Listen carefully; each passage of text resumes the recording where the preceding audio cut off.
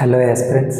మరి ఇండియన్ హిస్టరీలో భాగంగా ప్రజెంట్ మనం ఈ మౌర్య సామ్రాజ్య పతనం తర్వాత భారతదేశంలోని వివిధ ప్రాంతాలను పాలించిన రాజవంశాల కోసం మాట్లాడుకుంటున్నాం.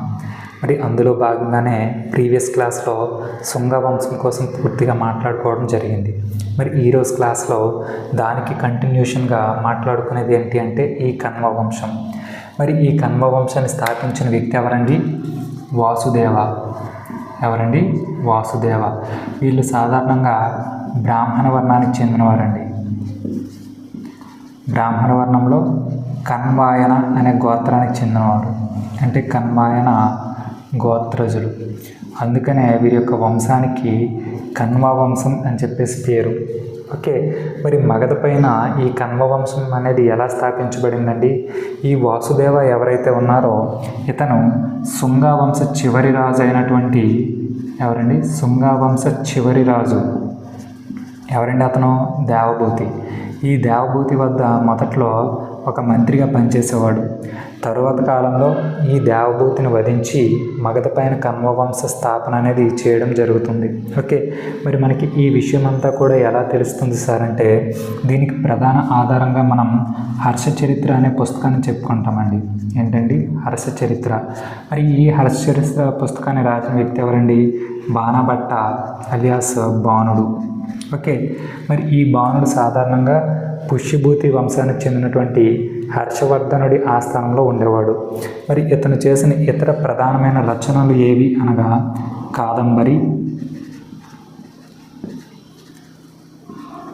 పార్వతీ పరిణయం,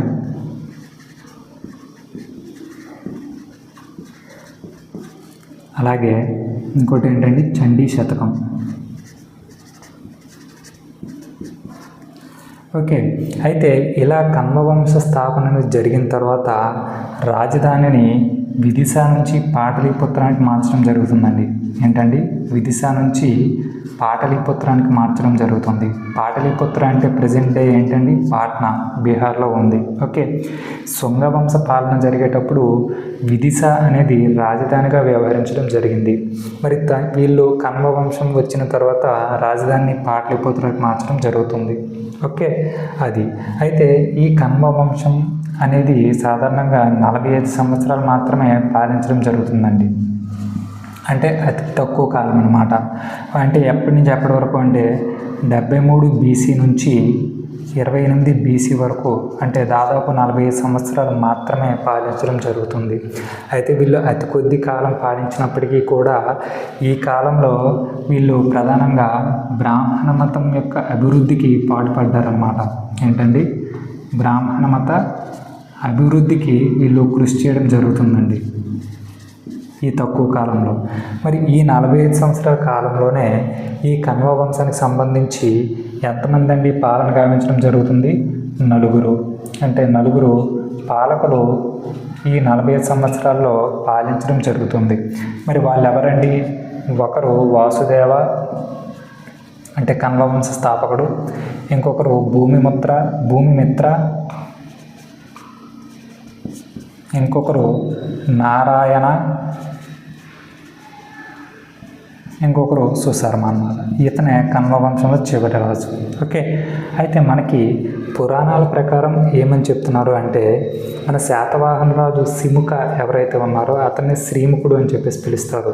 ఇతను మొట్టమొదటిసారిగా ఈ కన్వ వంశం పైన దాడి చేయడం జరిగింది అని చెప్పేసి మనకి చెప్తుందన్నమాట. ఎవరండి? సిముక అలియాస్ శ్రీముఖ అనమాట.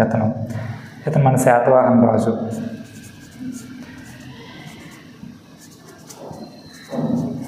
ఇతను మొదటిసారిగా ఈ కన్వ వంశం పైన దాడి చేయడం జరిగింది అని చెప్పేసి పురాణాలు చెప్తున్నాయి. కానీ ఇదే పురాణాల్లో మనకి మత్స్య పురాణం ఏదైతే ఉందో, ఏదండి? మత్స్య పురాణం. ఈ పురాణం ప్రకారం శాతవాహన రాజు అయినటువంటి 15వ రాజు ఎవరండి? శాతవాహన వంశానికి చెందినటువంటి 15వ రాజు పులోమావి.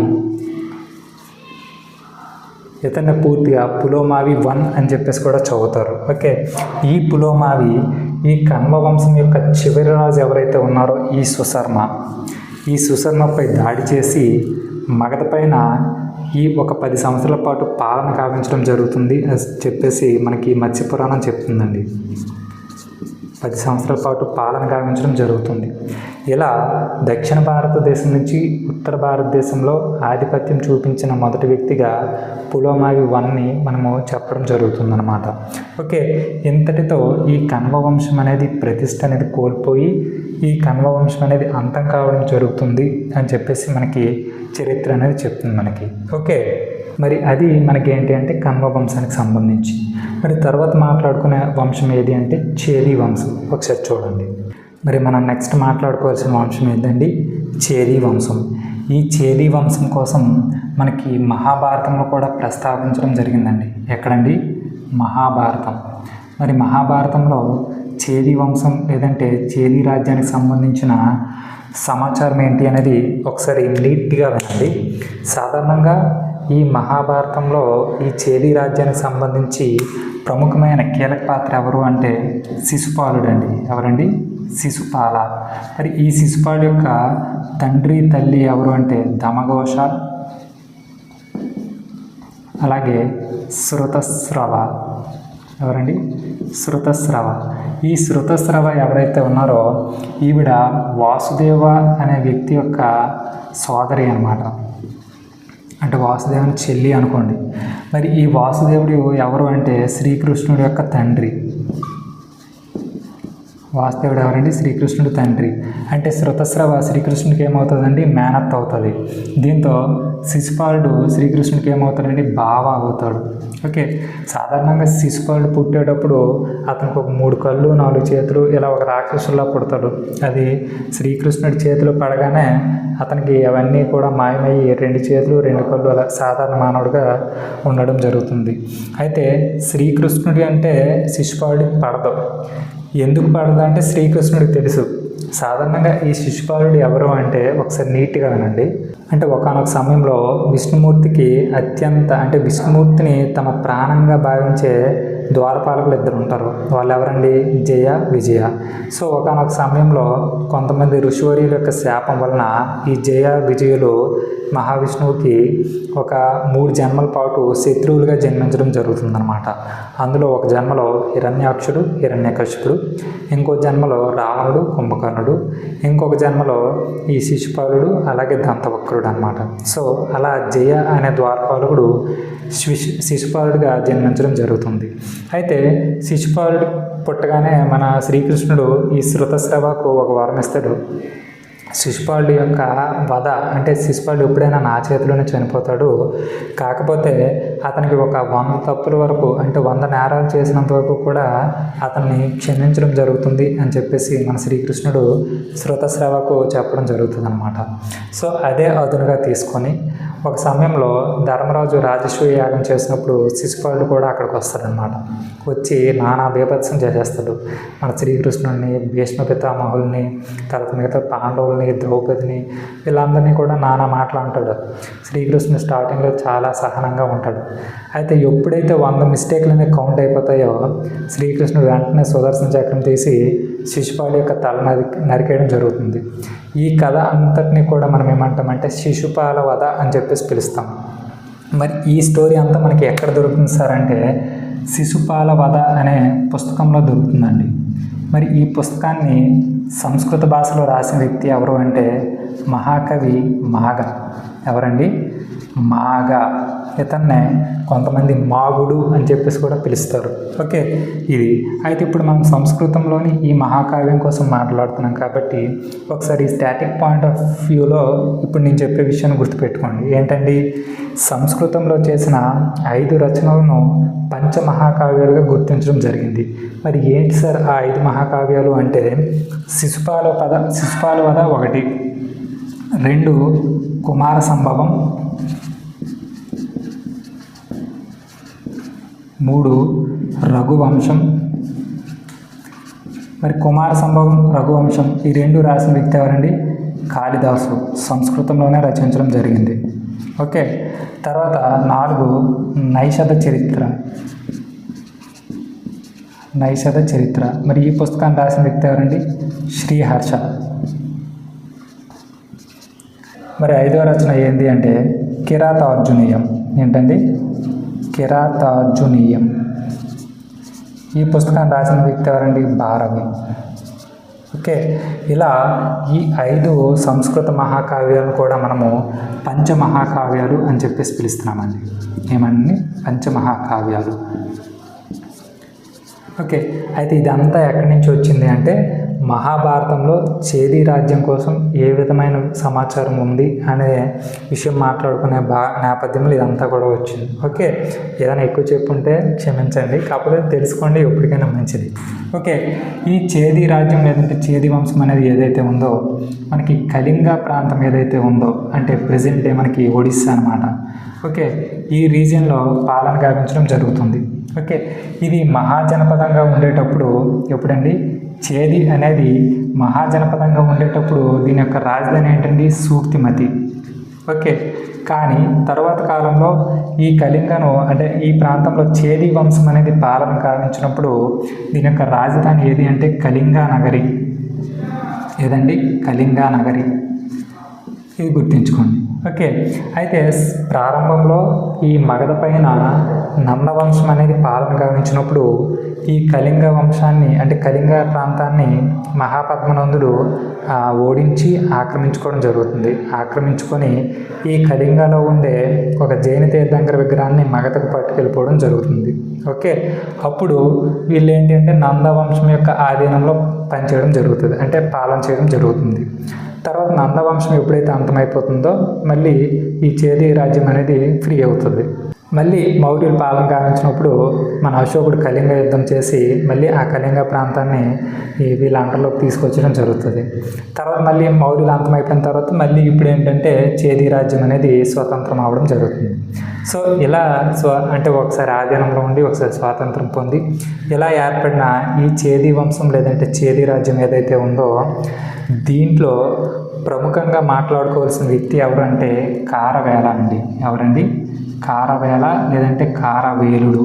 ఓకే, ఇతనికి సాధారణంగా కళింగ కారవేల అనే ప్రసిద్ధి. ఇతను ఎలా అండి? కళింగ కారవేల అనే పేరుతో ఇతను ప్రసిద్ధి పొందుతాడనమాట. ఓకే, మరి ఏంటి ఈ కారవేలుడు కోసం అనేది ఒకసారి చూడండి. ఇప్పుడు ఎవరి కోసం మాట్లాడుకుంటున్నామండి? కారవేలుడు. ఓకే, అయితే ఒకసారి ఇతని కోసం మాట్లాడుకునే ముందు ఒక పాయింట్ అనేది గుర్తు చేసుకోండి.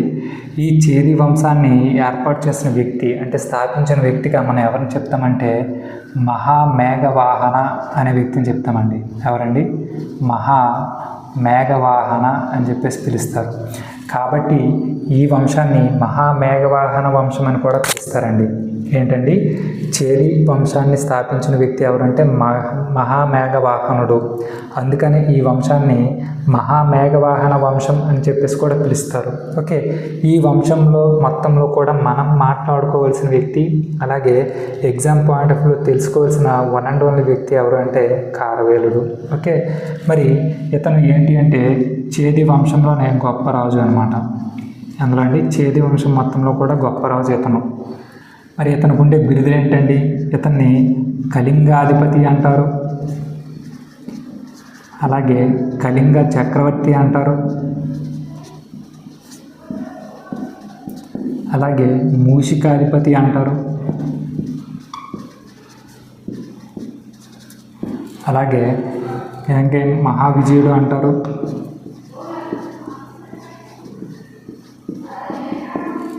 ఇంకా భిక్షురాజు అని చెప్పేసి కూడా పిలుస్తారు. ఓకే, ఈ విధంగా రకరకాలుగా ఇతనికి బిరుదులనే ఉన్నాయి.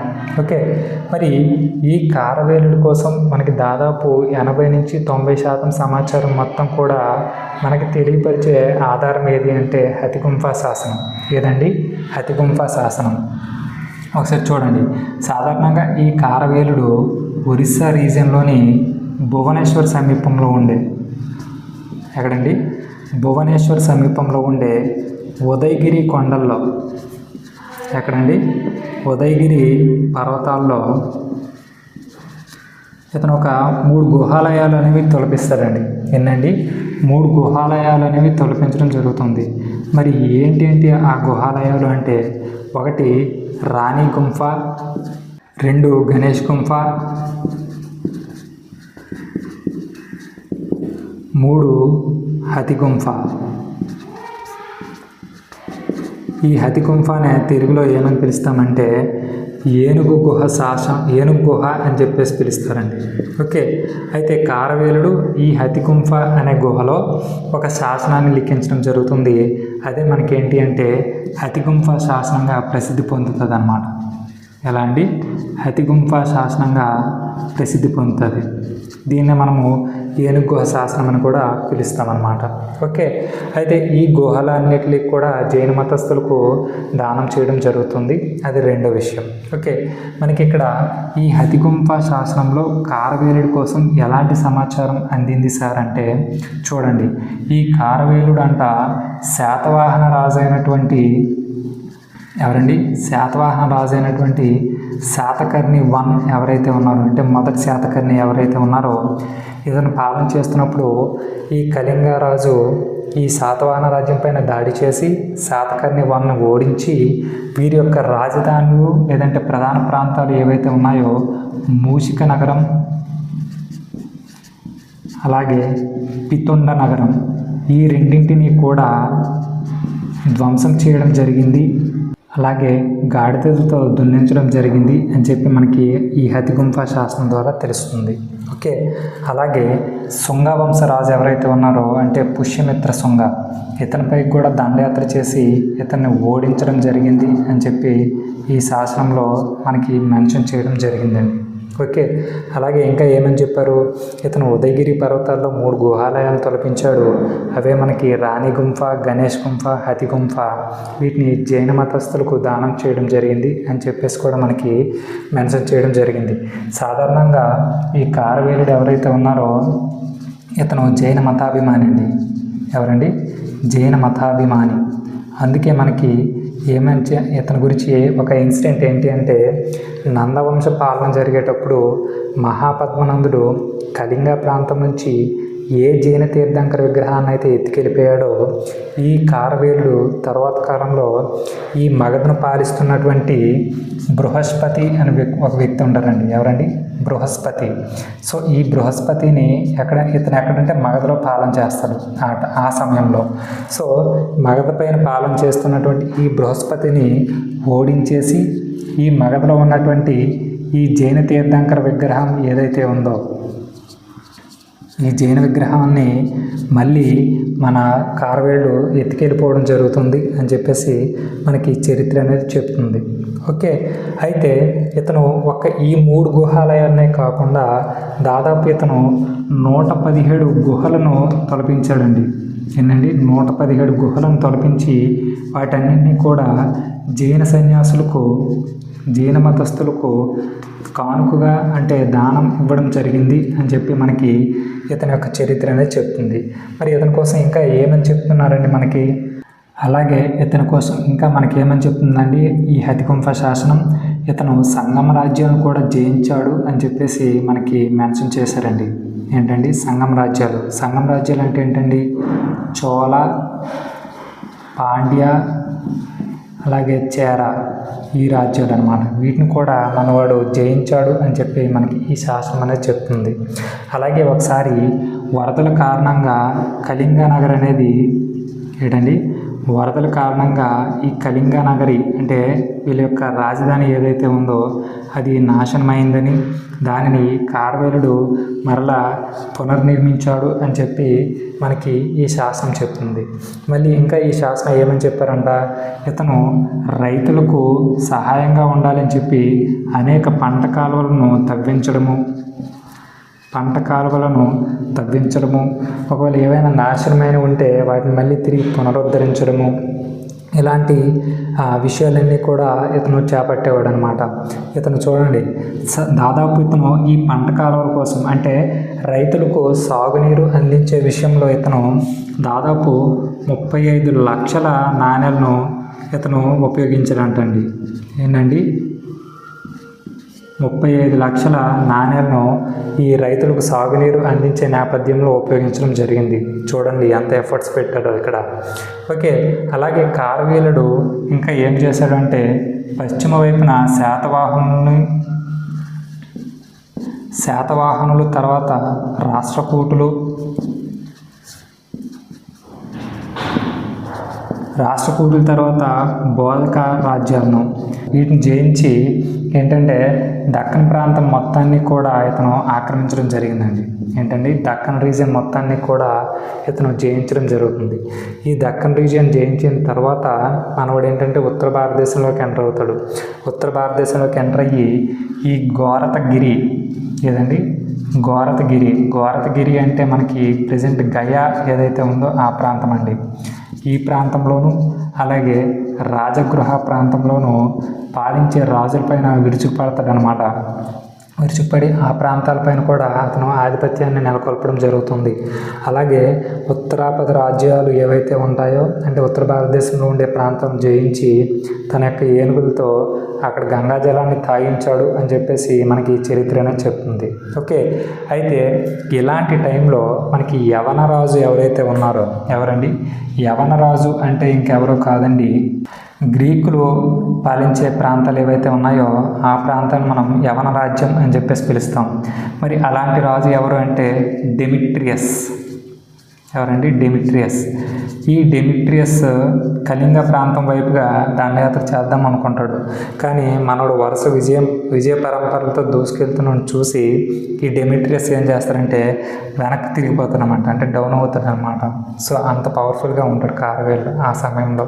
ఓకే, మరి ఈ కార్వేలుడు ఇంకా ఏం చేస్తున్నాడు అంటే మనకి చూడండి, ఇతను ఒక జైన పరిషత్తును ఏర్పాటు చేయడం జరుగుతుందండి. ఏంటండి? ఒక జైన పరిషత్తును ఏర్పాటు చేయడం జరుగుతుంది. మరి ఎక్కడ ఏర్పాటు చేశారండి? ఒరిస్సాలోని కుమారగిరి అనే పర్వతాల వద్ద. ఎక్కడండి? కుమారగిరి అనే పర్వతాల వద్ద ఈ జైన పరిషత్తును ఏర్పాటు చేయడం జరుగుతుంది. సాధారణంగా ఒకసారి మీరు జైన మతానికి సంబంధించిన క్లాసులు రివైజ్ చేసుకుంటే అక్కడ జైన పరిషత్తుల కోసం మాట్లాడుకునేటప్పుడు కళింగ కార్వేలుడు కుమారగిరి పర్వతాల వద్ద ఒక జైన పరిషత్తును ఏర్పాటు చేస్తాడు. అయితే ఈ జైన పరిషత్తును ఎందుకు ఏర్పాటు చేస్తాడండి? సాధారణంగా అప్పటికి జైన మతంలో వచ్చిన చీలికను ఇతను రూపుమాపి అంటే క్లోజ్ చేసి వాళ్ళందరి మధ్యలో కూడా ఒక ఐక్యతను అంటే యూనిటీని తేవాలి అని చెప్పి ఈ జైన పరిషత్తును ఏర్పాటు చేస్తాడు అని చెప్పి అక్కడ మాట్లాడుకున్నాం. ఓకే, అయితే ఇక్కడ ఎడిషనల్గా ఒక పాయింట్ ఏంటి అంటే ఇతను కుమారగిరి పర్వతాల వద్ద ఏర్పాటు చేసినటువంటి ఈ జైన పరిషత్తులో ఒక 7 అంగాలను తిరిగి రాయడం జరుగుతుందన్నమాట. అంటే 7 అంగాలను రీరైట్ చేయడం జరుగుతుంది. ఓకే, అంటే సాధారణంగా మనకి మొదటి జైన పరిషత్తు ఎప్పుడైతే జరుగుతుందో అంటే క్రీస్తుపూర్వం 300లో పాటలీపుత్రం వద్ద చంద్రగుప్త మౌర్యుడు ఏర్పాటు చేయడం జరుగుతుంది. దానికి స్థూలభద్రుడు అధ్యక్షత వహించడం జరుగుతుంది. ఆ సమయంలో 12 అంగాలను కూడా మనకి సంకలనం చేయడం జరుగుతుంది అని చెప్పి మాట్లాడుకున్నాం. అయితే మీరు నాకు ఇప్పుడు ఒక కమెంట్ సెక్షన్లో ఆన్సర్ చేయండి. రెండవ జైన పరిషత్తు జరిగేటప్పటికి ఈ 12 అంగాల్లో కూడా ఒక అంగం అనేది మిస్ అయిపోతుంది. ఆ అంగం ఏంటి అనేది నాకు కమెంట్ సెక్షన్లో మెన్షన్ చేయండి. మీకు జైన మతం క్లాస్లో ఆల్రెడీ ఆ విషయం చెప్పాను. ఓకే, కామెంట్ చేయడం మర్చిపోవద్దు. ఇది ఏంటి అంటే జైన పరిషత్తుకు సంబంధించి. అయితే మనం ఇతని కోసం ఇంకా కొంచెం ఇంట్రెస్టింగ్గా తెలుసుకోవాల్సిన ఫ్యాక్ట్స్ ఏంటి అంటే ఇతని యొక్క టైటిల్స్ ఎలా వచ్చాయని చూడండి. ఇతని యొక్క టైటిల్స్ ఏంటంటే మూషికాధిపతి అని చెప్పేసి పిలుస్తారు.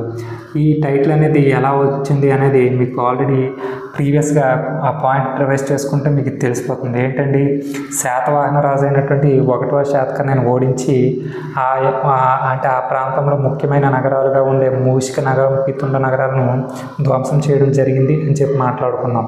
సో అలా మూషిక నగరాలను ధ్వంసం చేయడం ద్వారా ఇతనికి మూషికాధిపతి అని చెప్పి ఒక పేరు అనేది వస్తుందండి. ఓకే, తర్వాత భిక్షురాజు అని చెప్పేసి కూడా ఒక టైటిల్ ఉంది అని మాట్లాడుకున్నాం. మరి ఈ టైటిల్ ఎలా వచ్చింది సార్ అంటే ఇతను చాలా అంటే ప్రజలకు ఉపయోగపడే పనులు చేయడము, అలాగే మతపరమైనటువంటి కార్యక్రమాలకు కృషి చేయడము, ఇలాంటివి చేయడం వలన ఇతని కాలంలో ఉండే సమకాలీన రాజులు ఎవరైతే ఉన్నారో వాళ్ళందరూ కూడా ఈ కార్వేలును భిక్షురాజు అని చెప్పేసి పిలవడం జరుగుతుందండి. ఓకే, తర్వాత అతన్ని ఇంకా ఏమని చెప్పామండి, మహావిజయుడు అని చెప్పేసి కూడా పిలుస్తారు అని మాట్లాడుకున్నాం. ఓకే, ఏమండి మహావిజయుడు. సాధారణంగా ఈ కార్వేలుడి యొక్క నివాస భవనం ఏదైతే ఉందో ఈ నివాస భవనాన్ని మనం ఏమని పిలుస్తామండి, మహావిజయ ప్రసాదం అని చెప్పేసి పిలుస్తామండి. ఏంటండి, మహావిజయ ప్రసాదం అని చెప్పేసి పిలుస్తాం. ఓకే, అందుకని ఇతన్ని మహావిజయుడు అని చెప్పేసి కూడా పిలుస్తారు. సాధారణంగా ఇతను ఏవైనా గెలుపొందాడు అనుకోండి, అంటే ఏమైనా యుద్ధాలు కానీ ప్రాంతాలు కానీ జయించినప్పుడు ఆ విక్టరీస్ అన్నింటినీ కూడా ఈ ప్రాంతంలో సెలబ్రేట్ చేసుకోవడం జరుగుతుంది. అలా ఎక్కువ మొత్తంలో విజయాలను సాధిస్తారు కాబట్టి ఇతనికి మహావిజయుడు అని చెప్పేసి కూడా ఒక టైటిల్ అనేది ఉంటుంది. అలాగే మరి కళింగాధిపతి అలియాస్ కళింగ చక్రవర్తి రెండు ఒకటేలండి. ఈ రెండింటి యొక్క ఈ టైటిల్ అనేది ఎలా వస్తుంది అంటే, ఇతను ఎప్పుడైతే అంటే సాధారణంగా 12 సంవత్సరాల వయసు ఉన్నప్పుడు కార్వేరుడికి కిరీటం అనేది తగిలించడం జరుగుతుంది. కానీ అతనికి 24 సంవత్సరాల వయసు వచ్చినప్పుడు చేది వంశం పైన ఒక గుర్తింపు పొందినటువంటి రాజుగా మనోడు ఎదుగుతాడు అనమాట. ఓకే, ఆ టైంలో మనోడు కళింగాధిపతి లేదంటే కళింగ చక్రవర్తి అనే టైటిల్ని తీసుకోవడం జరుగుతుంది. సో ఇది మనకేంటి అంటే కార్వేరుడికి సంబంధించి కంప్లీట్ ఇన్ఫర్మేషన్ అన్నమాట. ఓకే, మరి ఇది మనకేంటి అంటే ఈ కళింగ ప్రాంతాన్ని పాలించినటువంటి చేది వంశానికి సంబంధించి. మరి ఈరోజు క్లాస్లో మనం కన్వ వంశం, చేది వంశం కోసం మాట్లాడుకున్నాం. మరి తర్వాత వచ్చే క్లాస్లో మనం ఇండో బ్యాక్ట్రియన్ లేదంటే గ్రీక్ రాజులు ఎవరైతే ఉన్నారో వాళ్ళ కోసం మాట్లాడుకునే ప్రయత్నం చేద్దాం. మరి ఇది ఇవాళ మనకు సంబంధించిన క్లాస్. Thank you.